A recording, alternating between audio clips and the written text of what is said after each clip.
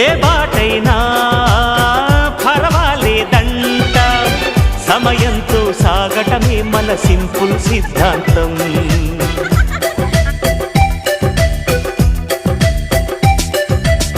చిరుగాలికి పరిమళమిచ్చే సిరిమల్లెల వనమై ఉందాం, గగనాన్ని నేలను కలిపే హరివిల్లుల వంతెన ఆనందం అంటే అర్థం మనమందా, ప్రతి పూట పాటై సాగే హుషారు సరిగమలో.